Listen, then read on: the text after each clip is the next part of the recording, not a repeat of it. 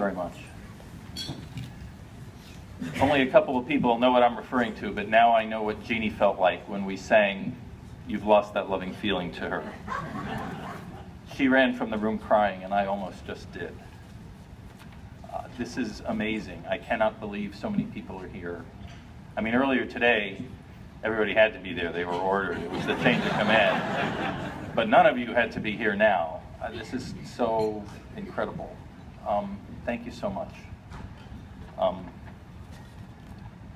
Hey, Walter. Yeah. I apologize. I think we have one more presentation. No, go ahead. Are you sure? No, he's in charge this time. Last chance? I was in charge last time, he's in charge this time. All right. Oh. I'm sorry. Thanks. That's okay, Mark. Thanks.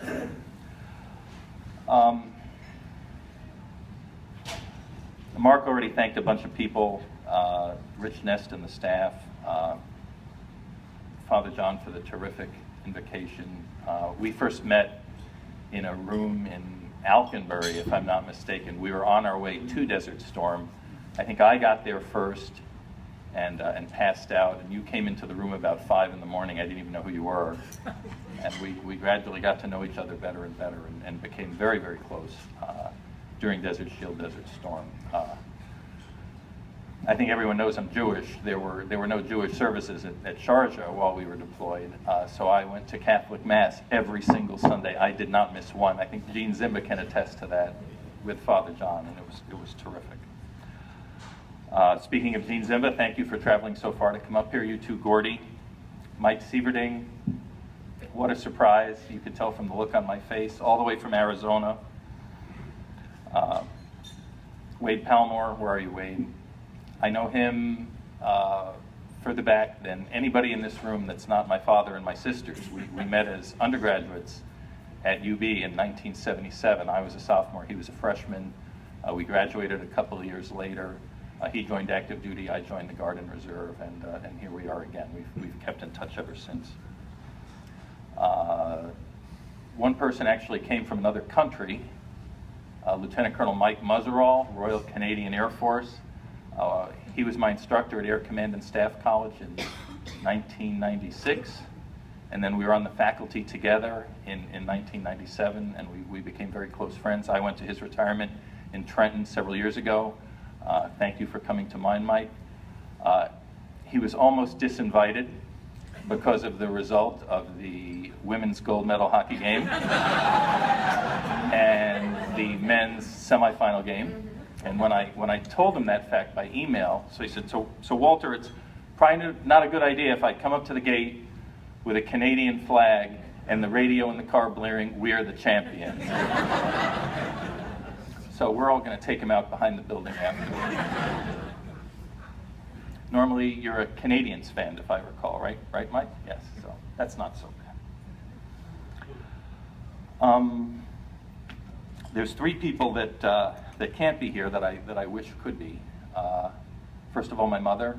She passed away several years ago, and she'd be very proud at this moment. My father-in-law, Paul Schaefer, my wife's father to all my in-laws that are here today. I cannot imagine how proud he would be. He missed this by a year or so. And as they will tell me when we're done, Walter, he was here. Don't worry about it. He was here, and I'm confident that that's the case. And lastly, my grandfather, Walter Baumler, my mother's father, he died of cancer while I was at pilot training in 1985. Did I say Walter Baumler? Yeah, that's my great-grandfather that I was named after, George Baumler.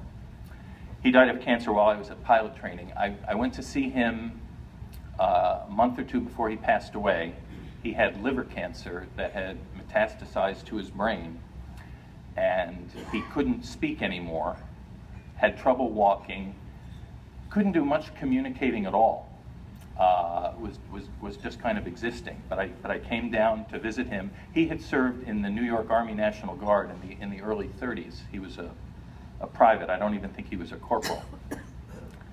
And here's my grandfather, and there's not too much of him left at this point. And I walked into the room. I was in blues, second lieutenant, no wings yet, but second lieutenant's bars. And when he saw those bars, he got up.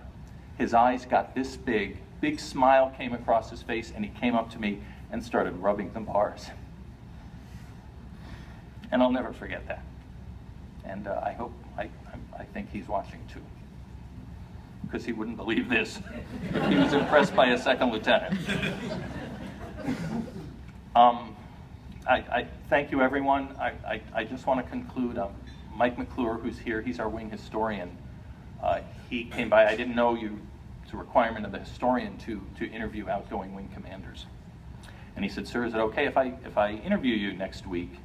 Here's the list of questions." So I'm like, "Okay, questions beforehand, I can handle that, sure."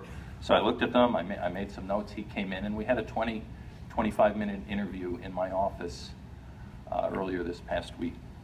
And I had already studied the questions, and so I had most of the answers ready, and then we're all done. He said, "Is there anything else you'd like to add?" And I said, "No, that was great, thanks, Mike." He says, "Well, anything else? How would you like to be remembered?" And that stumped me. That wasn't one of the questions. So I thought about it for a few moments, and I've known a lot of people in the 914th over the years. Unfortunately, I've known some slugs, I've known some scammers. Those of you who are out there, you may be able to picture a few. Hopefully I'm not those. I've known some other people who were brilliant, people who were disciplined, people who were extremely hardworking, and I'm not any of those either, despite all the nice things you said about me today. So I thought about it for a minute, and I said, I'd like to be remembered as a good man. So I hope that's the case, and thank you very much, everyone, for coming today.